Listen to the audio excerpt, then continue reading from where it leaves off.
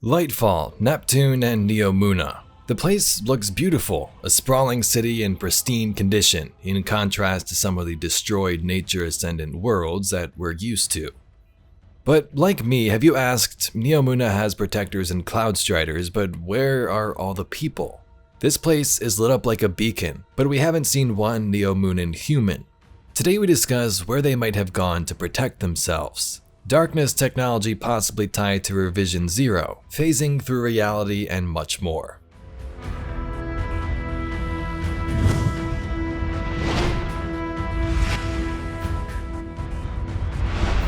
I personally never really thought about this until the environment trailer the other day.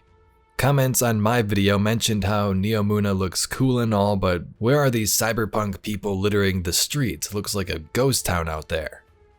Well, there could be a couple of explanations for this. 1. First up, they are all here but hiding from Cabal and the Witness, maybe inside their homes, skyscrapers, or even bunkers waiting out the fight. While that could be a possibility, to me we haven't really seen any signs of blood or a struggle. It kinda just looks like everybody just vanished, which brings us to our second option. Did someone send them away? Either the Witness transported them out, or maybe they themselves, the Cloud Striders, have technology to do this. Say the city knew it was under attack. They activate some sort of protocol to warp themselves out of reality and hide until it's safe. You may think this sounds crazy, but look at these images from the trailer. I completely missed this my first time around. You can clearly see yellow mist-like humans floating next to our guardians.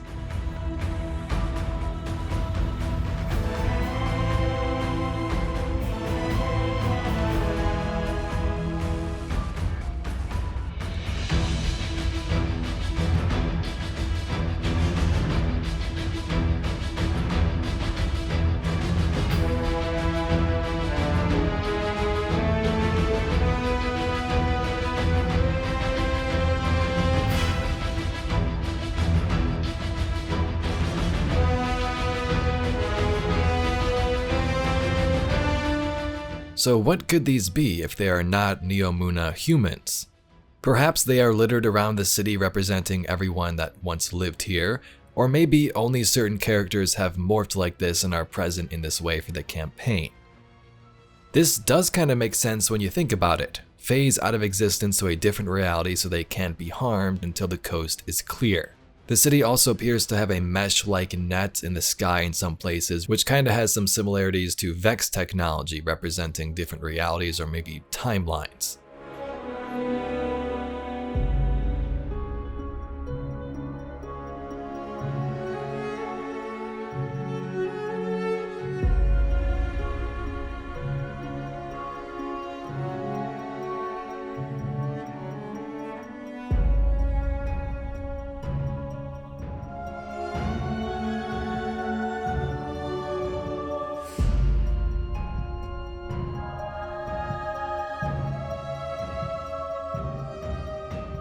So that's a cool theory and all, but how could this phasing be done?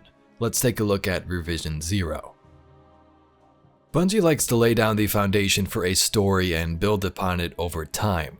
Quicksilver Storm is a weapon created by the Cloud Striders, and we get to use it months before we even head to Neptune. The same thing may be happening this current season with Revision 0, but the story behind this weapon gets pretty crazy. Connections to the K1 artifact, phasing out of existence, and darkness tech possibly used by the people of Neomuna. Reddit user LetUsDifferent5104 made an incredible post discussing phase shifting, Revision 0, and how Neomuna has stayed hidden. The link to that post is below, and we're going to read some of the following lore referenced in the post. Revision 0 has been big in terms of phasing in and out of our reality. The weapon has parts that do so, different attachments, and so on. From the lore tab, we see communications between Braytech and Hake as they developed the weapon. Spectrochemical analysis inconclusive. Material is polyphasic. Prediction models failed to return reliable results during exposure to standard stress trials. Cannot recommend for practical application at this time. Per Alton's request, we've buried Stevenson's analysis and the reports from K1. I've taken the liberty of authorizing material synthesis and informing our partners at HHI that we have the green light to begin testing. Fabrication is moving slower than previously thought. Production hit a dead end trying to replicate the polyphasic properties of the artifact. Insight developed a new fabrication process utilizing a metamaterial we're calling synthweave that has us back on track.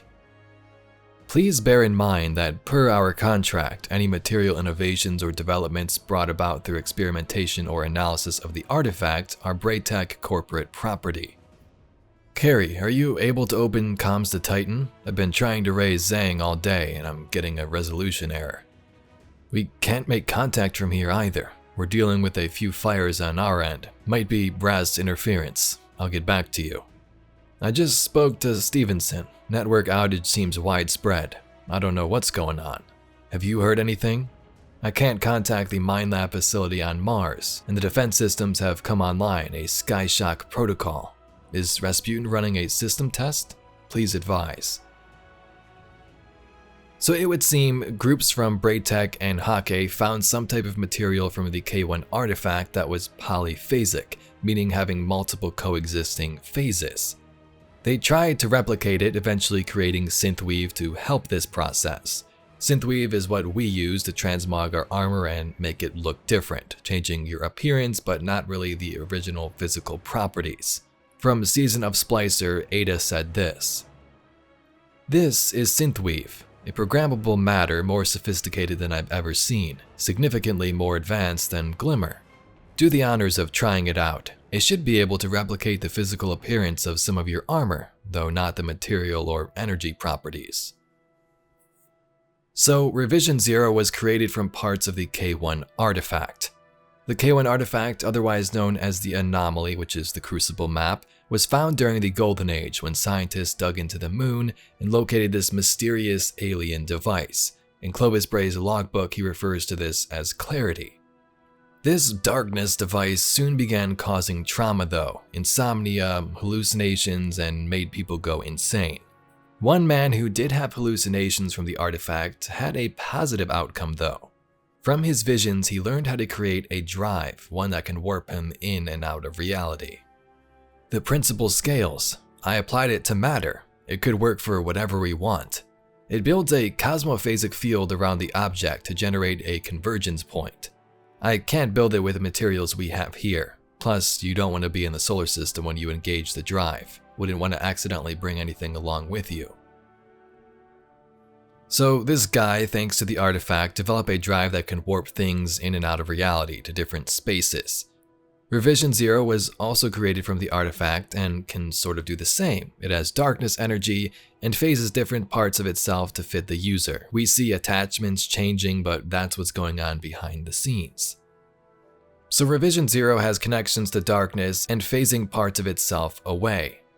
If Revision 0 is a hint at what's to come, does this at all connect to Neomuna? What powers do the Cloud Striders have? Do they have darkness power like Revision 0 to phase their citizens out of realities and keep them safe? As we know, the Witness worships the darkness, of course, and they seem to have multiple versions of themselves. So if the Cloud Striders have this tech, are they wielding darkness in new ways, like we wield the light? Strand is found here, so it's interesting to think about. Lettuce also brought up this idea that if this is true, maybe this is how Neomuna was hidden all this time. Not just that the people warped out of reality or phased, but the entire capital city. The Witness has been searching through time distortions itself on Mars to try and find info on Neptune, which they couldn't. I'm sure if they sent tons of pyramid ships to the planet and some disciples that they would eventually find the city, but they turned up empty. This resulted in them invading Mars and Witch Queen and now Rasputin's bunkers in Season of the Seraph to try and find information that will lead them right to that city. So as Guardians venture out and discover new powers, are we discovering more darkness powers of the Witness? We know that Strand has to do with pulling darkness powers out of that weave of reality, weaving it into existence. This may be huge in terms of Lightfall's story, and I want to hear your opinions in the comments below. Anyway, if you'd like to see some more Destiny lore and mysteries just like this video, please be sure to subscribe to the channel. Anyway, I thank you very much for watching and I'll catch you all in the next video.